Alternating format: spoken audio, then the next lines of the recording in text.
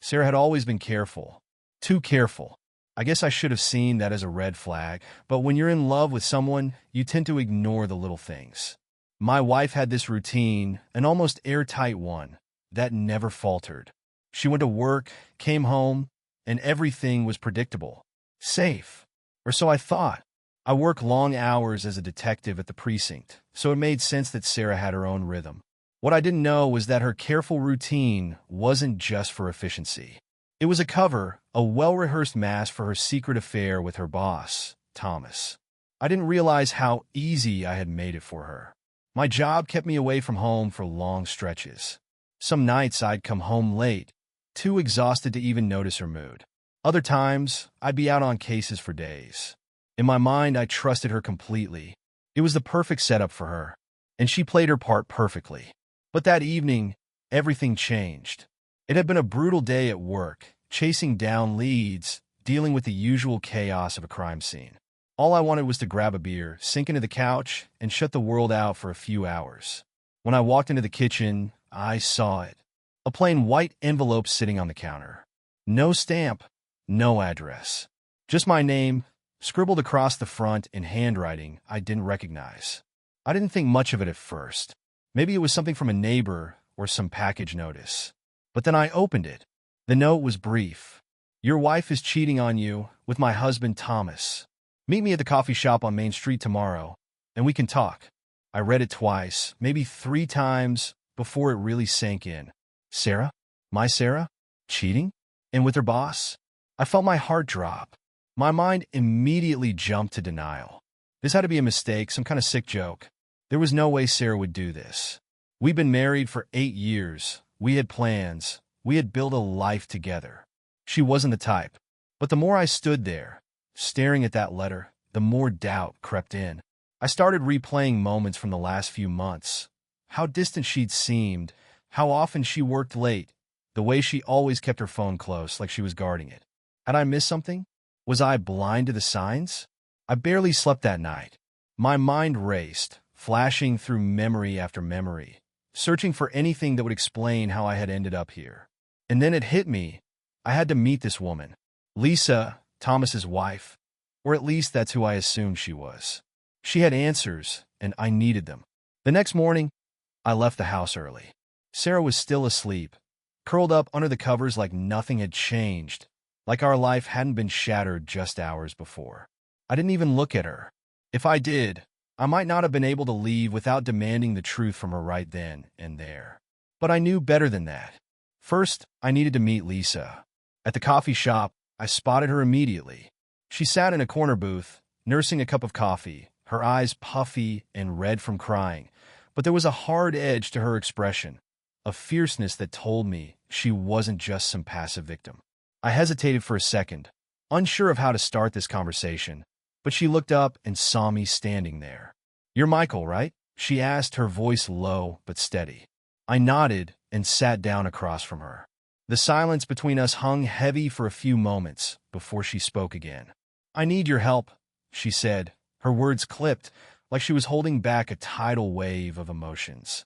I didn't say anything at first. I'm used to dealing with people in shock.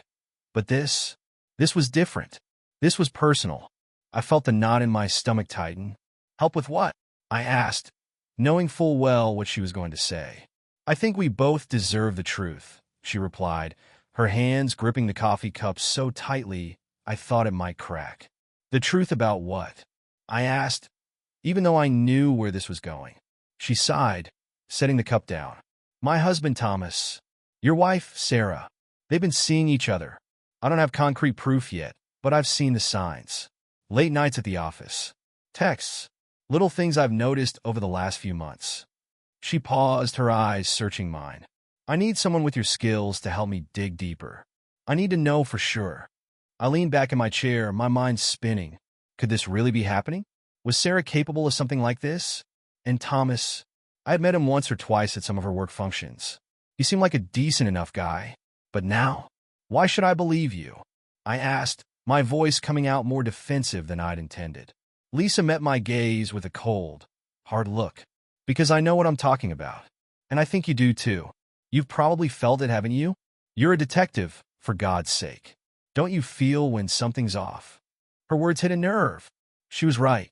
I'd felt it. I just didn't want to admit it. After a long pause, I nodded. All right, let's do this. She didn't smile. There was no relief in her expression, just determination. We'll find out the truth, Michael. One way or another. Lisa didn't waste any time once I agreed to help. As soon as we sat down, she slid a small notebook across the table. This is everything I've noticed, she said. Her voice was shaky, but there was determination in her eyes. The notebook was filled with details, Thomas's schedule, odd behaviors, little things she had picked up on. It was clear she'd been obsessing over this for a while. He's been working late a lot more often, she began, tapping the page. He says it's for projects, but it doesn't add up. He used to come home by 6, 7 at the latest. Now it's midnight, sometimes later. I nodded, flipping through the pages. I wasn't surprised. Sarah had been using the same excuses. Late nights, client meetings, work dinners. It was all starting to make sense. My gut churned at the thought of what was really going on during those late nights. And his phone, Lisa continued. He's always on it, guarding it. I caught a glimpse of a message once. Just a few words, but they stuck with me. Something like miss you and soon. But I didn't catch who it was from. He's careful, deletes everything. It was the same with Sarah. She never used to be secretive about her phone, but lately it was glued to her hand. If it wasn't in her pocket, it was face down on the table. I couldn't remember the last time I'd seen her leave it unattended. We need more than suspicions, I said, trying to stay calm. Do you have access to anything else? Emails, bank statements? Lisa shook her head. No, he's careful about that too. I've tried looking, but he's locked down everything. He's not stupid. I sighed, leaning back in my chair. I could pull some strings, get access to their phone records. It's not exactly legal, but it'll give us something solid to go on. Lisa's eyes widened. You can do that? I nodded. I've got contacts at the precinct. They owe me a few favors. Her face lit up with a glimmer of hope. Thank you, Michael. I just need to know. We both do. As we made a plan to dig deeper, I could feel the weight of what we were doing sinking in. This wasn't just some casual investigation. This was my life, my marriage. Every piece of evidence we uncovered would tear it apart even more. But I couldn't back down.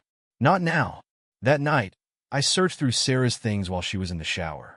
It felt wrong, invasive, but I had no choice. I couldn't just sit there pretending everything was fine. As I rifled through her purse, I found what I had been dreading, a hotel receipt. Dated 2 weeks ago, on a night she had claimed she was working late. The name of the hotel glared up at me, mocking me. My heart pounded in my chest. I shoved the receipt back where I found it and tried to act normal when Sarah came out of the bathroom, but my mind was racing. This was it, the first solid crack in her story. It wasn't enough to confront her, but it was a start. The next morning, I made the call. A buddy of mine at the precinct, someone I trusted to keep his mouth shut, agreed to get the phone records. It took a few days, but eventually I had what I needed. I met up with Lisa at the same coffee shop to go over what we found. She looked worse than before, dark circles under her eyes, her fingers fidgeting with her coffee cup. Did you get them? She asked the second I sat down. I slid a USB drive across the table. It's all there. Calls, texts. Most of it's encrypted or through a hidden app, but we've got the times. They've been talking a lot. Late at night, early mornings. It lines up. Lisa stared at the drive like it held the final confirmation of what she already knew. And Sarah? I hesitated, my throat tightening. Same thing. Calls and texts at all the wrong times. It's clear they're coordinating, hiding this from us. She nodded slowly, her face pale. So it's real. They're really doing this. The weight of the truth hung heavy between us. There was no more guessing, no more suspicions. Sarah and Thomas were having an affair, and they had been for months. But it still wasn't enough. We needed more. Something they couldn't deny. We need to catch them in the act, I said, my voice steady despite the knot in my stomach. We need something concrete, photos, videos, something they can't explain away. Lisa's eyes hardened with resolve. We'll get it. They won't be able to hide from this. As I left the coffee shop, I felt sick to my core. I was used to uncovering the truth in my job, but this was different. This was personal. Every step I took toward exposing Sarah's betrayal was a step closer to losing everything. But I couldn't stop now. The truth was coming, and when it did, there'd be no going back. The next step was simple, but it felt like the hardest thing I'd ever done. Lisa and I agreed. We needed to catch them in the act. I hated the thought of it, hated the idea of seeing proof with my own eyes, but I needed something irrefutable. It was the only way to confront Sarah without giving her a chance to lie her way out of it. Over the next few days, Lisa and I worked out the details. We knew their routines. Sarah and Thomas were careful, but their patterns were predictable once you knew what to look for. They both had late meetings scheduled at least once a week, and Lisa had pinpointed the hotel they'd been using. It was the same place Sarah's hotel receipt had been from. "I've driven by a few times," Lisa told me over the phone one evening. "It's always the same. Thursday nights, sometimes Friday. They check in under fake names, but it's them." My heart pounded in my chest as I listened. "How do you know it's them?" "Because I followed them once," she admitted, her voice tight. "I didn't get close enough to see everything, but I know it was them." I clenched the phone in my hand, trying to keep my voice steady. "We'll need more than just that." "I know," she said quietly. "That's why I'm going back tomorrow night. I'll wait outside, see if I can catch them going in. I'll be there," I said, the words tasting bitter in my mouth. The next evening, I drove to the hotel, parking a few blocks away where I wouldn't be noticed. My stomach was in knots the whole time, my mind racing. I wasn't sure if I wanted to see Sarah walk into that hotel, or if I was praying for some miracle that would prove Lisa wrong. But deep down, I already knew what the truth was. Lisa was waiting for me in her car across the street from the hotel entrance. She looked nervous, her fingers drumming against the steering wheel as I climbed into the passenger seat. "You ready for this?" she asked, glancing over at me. "Let's just get it over with." I muttered, my eyes fixed on the hotel doors. We waited in tense silence, watching as guests came and went. Couples, business people, tourists. Each time the doors opened, my heart skipped a beat, dreading the moment I'd see Sarah step out. Hours passed, the sun dipped lower, and my patience was wearing thin. Maybe tonight wouldn't be the night. Maybe. "There," Lisa whispered, pointing. I followed her gaze, and my stomach dropped. There she was, Sarah, walking arm in arm with Thomas. She looked different somehow, more carefree, happier than I had seen her in months. They were laughing, completely at ease, like they didn't have a care in the world. I felt frozen, unable to breathe as I watched them approach the entrance. Lisa grabbed my arm. "You okay?" I nodded, even though I wasn't sure if I was. "Let's go." We climbed out of the car and followed them at a distance, careful not to be seen. Sarah and Thomas stopped at the front desk, signing in under those same fake names. They didn't even hesitate. We watched them take the elevator up, and Lisa snapped a few pictures with her phone. "That's it," she said softly. "We've got them." I stared at the elevator doors long after they had closed. I didn't know what I had expected, but seeing it with my own eyes, it was worse than I had imagined. Every lie Sarah had told, every excuse, it all came rushing back. The betrayal felt suffocating. "We should leave," Lisa said, pulling me back to the present. "Yeah," I muttered. "Let's get out of here." As we drove back, the reality of what had just happened started to settle in. There was no denying it anymore. Sarah was having an affair, and she didn't even seem to care about hiding it anymore. The pictures were enough. There was no way she could explain them away. But as painful as it was, I wasn't finished yet. I needed more. I needed to confront her, and I needed her to admit it to my face. Lisa felt the same way about Thomas. We both wanted closure, but we also wanted to make them pay for what they had done to us. "We should set up a confrontation," Lisa said as we pulled into a parking lot a few blocks from her house. "Somewhere public where they can't deny anything." I nodded, feeling a cold, calculated anger settle in. "We'll do it tomorrow. They're not getting away with this." She gave me a small, grim smile. "They won't see it coming." That night, I sat in the dark in my living room, staring at my phone, scrolling through the photos Lisa had taken. Every image felt like a knife twisting deeper. Sarah looked so happy in those moments with Thomas, like she didn't have a care in the world. It was like she was a different person, someone I didn't even recognize anymore. I knew what I had to do, but that didn't make it any easier. Tomorrow, I was going to confront her. Tomorrow, I was going to watch the world we built together crumble, all because of her lies.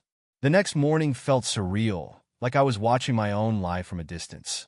Sarah was in the kitchen, moving around as if everything was perfectly normal. I couldn't stop staring at her, wondering how she could act so calm, so composed, while she was tearing our marriage apart behind my back. How long had she been living this double life? She caught me looking at her. "What's up?" she asked with a light smile. I swallowed the anger rising in my throat and forced a smile of my own. "Nothing. Just thinking about work." The lie felt bitter on my tongue, but I had to keep my cool for just a few more hours. Lisa and I had decided to confront them together. We had set up a meeting at a cafe downtown, neutral ground where neither of them could dodge the truth. I wasn't looking forward to it, but I knew it had to be done. I needed to see the look on Sarah's face when she realized I knew everything. "Heading out early today," I said as I grabbed my keys. "Got a lot to handle at the precinct." "All right, see you tonight," Sarah replied, leaning in to kiss my cheek. I stiffened, but didn't pull away. The kiss, once something that would have made my day, now felt hollow. I left the house, but instead of heading to work, I drove straight to the cafe where Lisa was waiting. My heart pounded in my chest the whole way there. By the time I pulled into the parking lot, my hands were trembling.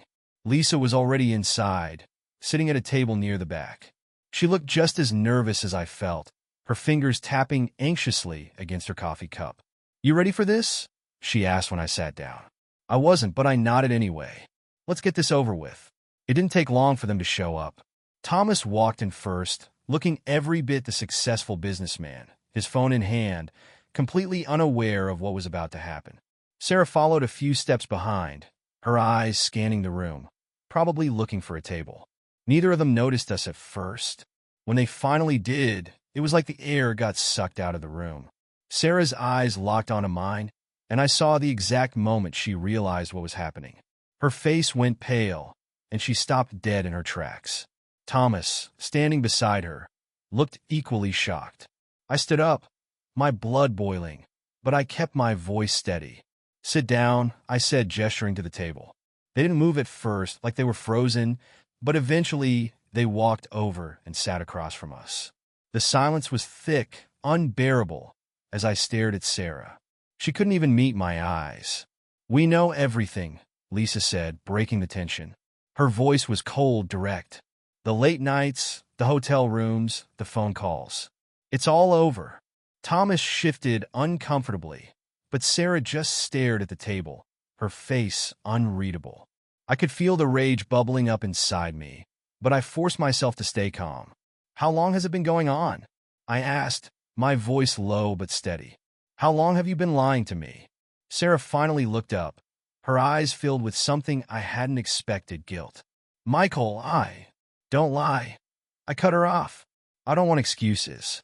I want the truth." She glanced at Thomas, who looked like he wanted to be anywhere but here, then back at me. "A few months," she admitted quietly. "It wasn't supposed to happen." I let out a bitter laugh. "Wasn't supposed to happen? You've been sneaking around with him, meeting in hotels, lying to my face every day, and that wasn't supposed to happen?" "I'm sorry," she whispered, her voice breaking. "I didn't mean to hurt you." Lisa shook her head, her voice sharp. "That's all you've got? You've both destroyed everything. Our marriages, our lives, everything." Thomas finally spoke up, his voice shaky. "We didn't mean for it to go this far. It just happened." I felt a surge of anger. "You didn't mean for it to go this far? You've been sleeping with my wife, and you didn't mean for it to go this far?" Sarah's eyes filled with tears, but I didn't care. This wasn't some mistake she could cry her way out of. She had made her choice, and now she had to face the consequences. "You need to leave," I said, my voice cold. "Go home, pack your things, and get out. We're done." She stared at me, her tears falling silently. "Michael, please. Go." I snapped, cutting her off. "I don't want to hear it." She stood up slowly, her body trembling. Thomas stood too, looking like he wanted to say something, but the look I gave him was enough to shut him up. They left together, and the cafe seemed to exhale as they walked out the door. Lisa and I sat in silence for a long moment, the weight of what had just happened sinking in. The confrontation was over, but it didn't feel like a victory. It felt like something inside me had been ripped apart, and I wasn't sure it could ever be fixed. Finally, Lisa spoke. "What now?" I sighed, running a hand through my hair. "Now we figure out what's next. Divorce, lawyers, everything. But one thing's for sure, they're not getting away with this." I sat in my car for what felt like hours after the confrontation, just staring blankly at the steering wheel. I thought confronting her, making Sarah admit to what she had done, would give me some sense of closure. But the truth was, it didn't feel like the end of anything. It felt like I was free falling, and there was no ground to hit. My marriage was over. There was no going back, and I wasn't sure what came next. When I finally started the engine and drove home, the house felt different. It wasn't home anymore. It was just a shell of the life Sarah and I had built together, filled with memories that now felt poisoned. I walked through the door, expecting the place to be empty, but Sarah was there, sitting on the couch with her suitcase at her feet. She must have come back to pack some things, but she hadn't left yet. She looked up at me when I walked in, her face streaked with tears. "Michael," she started, her voice soft, pleading. "I didn't have the energy for this. Why are you still here?" I asked, my voice cold, as I dropped my keys on the table. "I wanted to talk," she said, standing up slowly.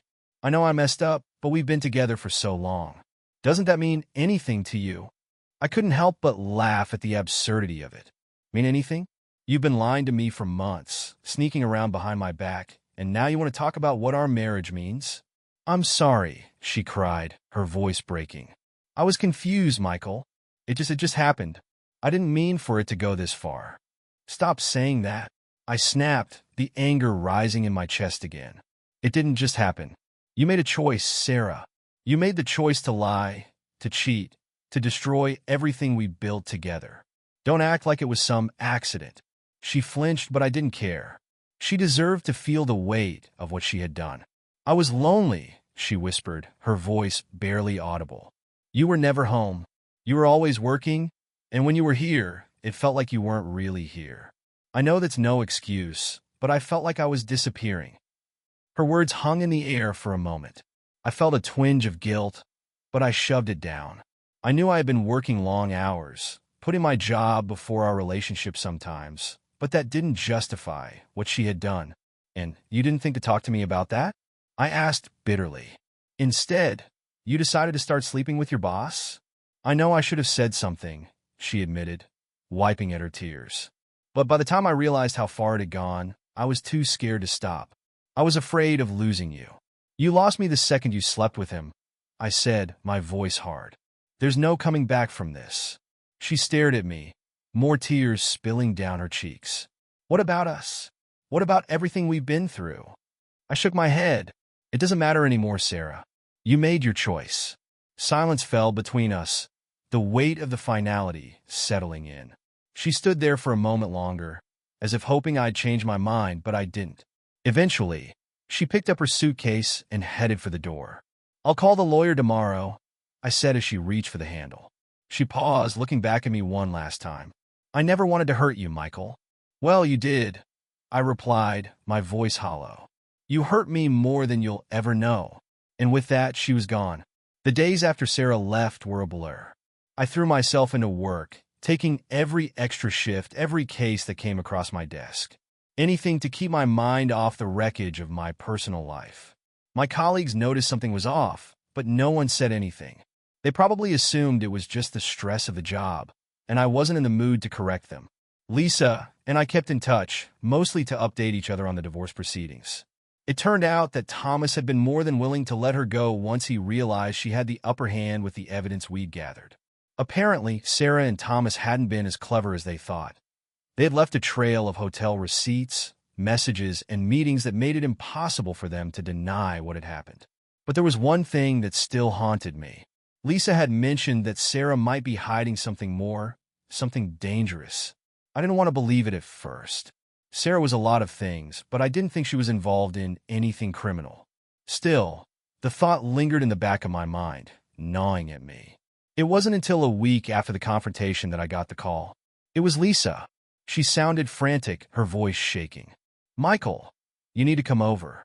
Now!" I didn't ask any questions. I grabbed my jacket and rushed out the door, my heart racing. Whatever this was, it wasn't good. When I arrived at Lisa's house, she was pacing in the living room, her face pale. She didn't waste any time. "I found something," she said, her hands trembling as she handed me a folder. "Something that makes this whole thing worse." I opened the folder, and what I saw made my blood run cold. It wasn't just about the affair anymore. It was something bigger, something that could ruin Sarah's life in ways neither of us had anticipated. And it looked like I was about to be dragged into it too. The folder Lisa handed me felt like a bomb about to go off. I opened it slowly, my hands trembling as I braced myself for whatever new horror it contained. Inside were financial records, emails, and transaction logs. Evidence that revealed Sarah had been more than just a participant in an affair. She had been blackmailing Thomas, and this was no ordinary blackmail. Sarah had discovered Thomas's involvement in illegal business dealings, shady land purchases, bribes, money laundering. "What is all this?" I asked, my voice cracking as I flipped through the papers. Lisa took a deep breath. "Sarah's been blackmailing Thomas. I don't know how she found out about the illegal deals, but once she did, she used it to her advantage. He's been funneling money to her, trying to keep her quiet." The pit in my stomach deepened. I had expected the affair, but this? Sarah wasn't just cheating on me. She was manipulating her lover and profiting from it. I looked at the dates on the documents. They went back months, maybe even years. I couldn't believe how deep this ran, how long Sarah had been leading this double life. "Why didn't you tell me about this sooner?" I asked, my voice barely above a whisper. Lisa shook her head, her eyes downcast. "I didn't know until recently. I've been doing my own digging, trying to find out how far Thomas had gone. When I stumbled upon these files, I realized Sarah was involved in more than just the affair." I leaned back in my chair, trying to process it all. My wife had been living a lie, not just betraying me, but actively participating in criminal activities. Everything I thought I knew about her, about us, was crumbling beneath me. "Is there more?" I asked, my voice raw. Lisa nodded grimly. "I think so. I found some encrypted messages between them. Talk about business deals, threats, and money transfers. She wasn't just sleeping with him for fun. She was using him. Using him for what?"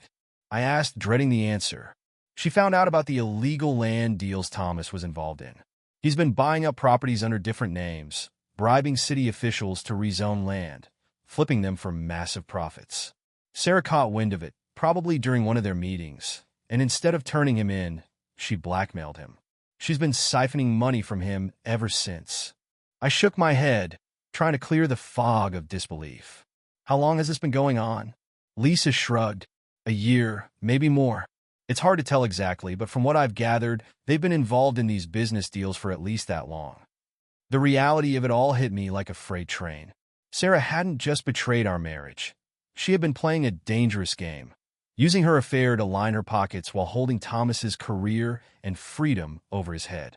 My mind reeled at the thought. How could I have missed all of this? How could the woman I had loved for so long be capable of something so sinister? "What do we do with this?" I asked, my voice shaky. Lisa looked at me with a seriousness that made my heart race. "We take it to the authorities. This isn't just about the affair anymore. This is criminal, Michael. We're talking about bribery, fraud, maybe even worse." I ran my hands through my hair, feeling the weight of the situation pressing down on me. I was a cop, and my job was to uphold the law. But this was different. This was personal. Could I really turn my wife in? Could I be the one to destroy what little remained of our life together? But deep down, I knew the answer. Sarah had already destroyed everything. There was no coming back from this. "Okay," I said, my voice steadying. "Let's do it. Let's turn them in." The next few days were a blur of paperwork and meetings with investigators. Lisa and I handed over everything we had: emails, bank records, documents tying Sarah and Thomas to the illegal deals. The investigators moved quickly. Thomas had been on their radar for a while, but Sarah's involvement was a new layer they hadn't seen coming.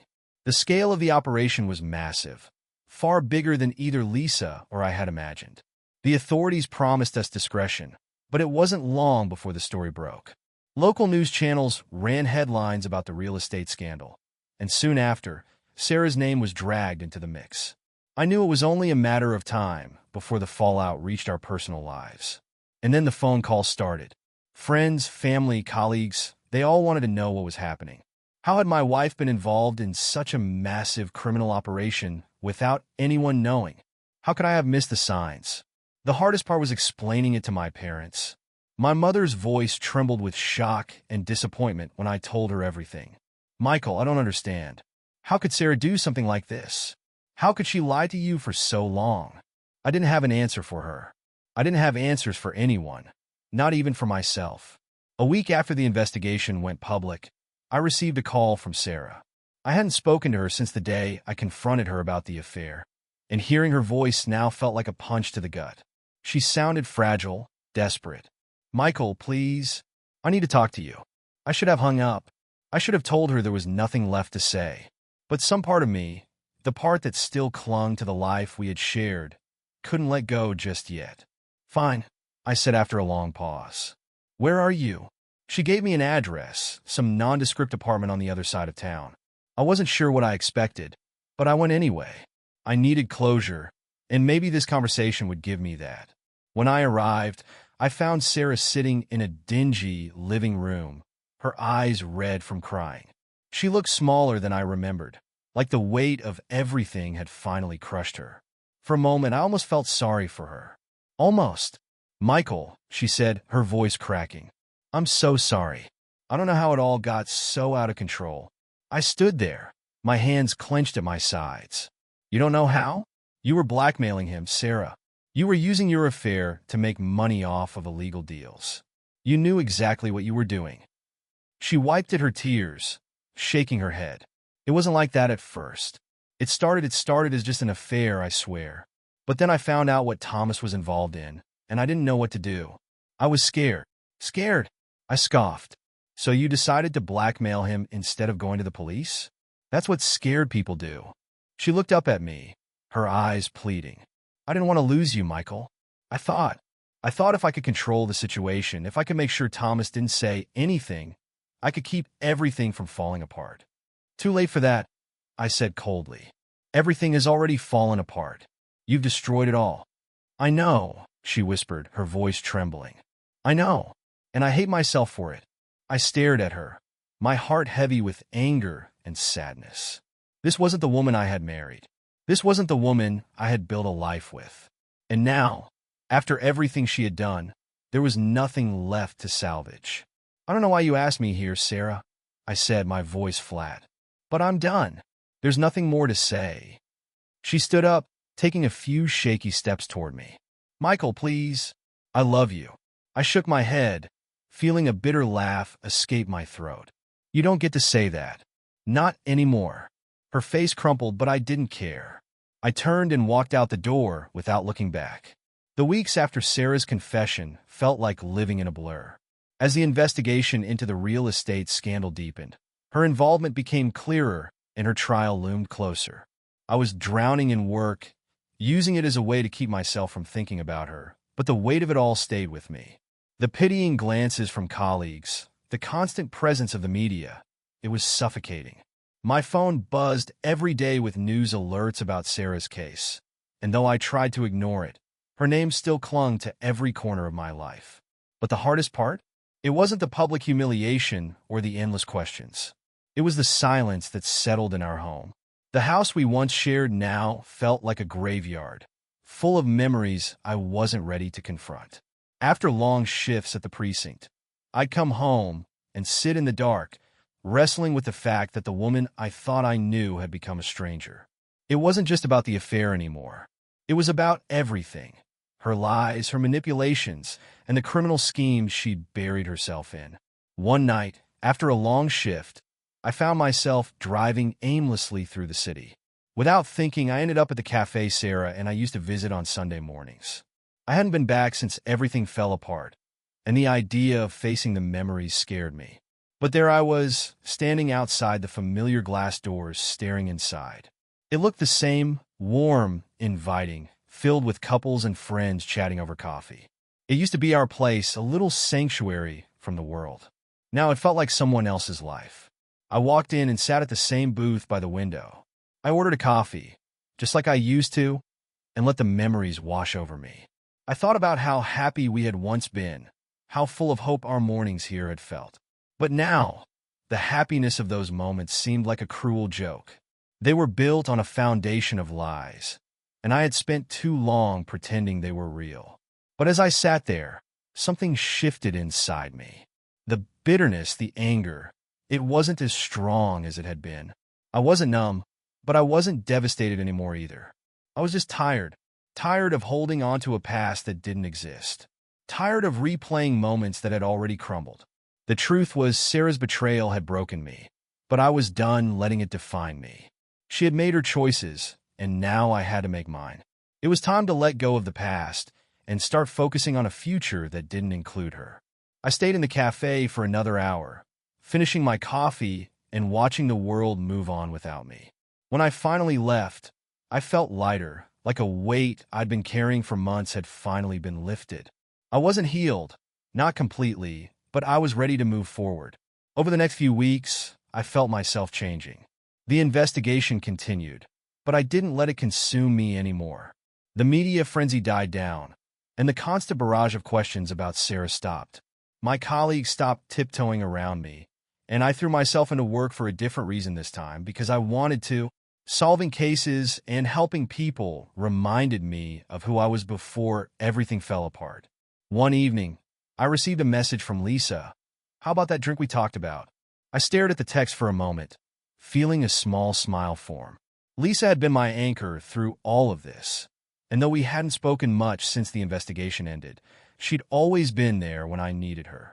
I replied, "Yeah, let's do it." We met at a quiet bar downtown, and for the first time, there was no tension between us. No plotting, no stress, just two people who had been through hell and come out the other side. "How are you holding up?" she asked after we'd ordered drinks.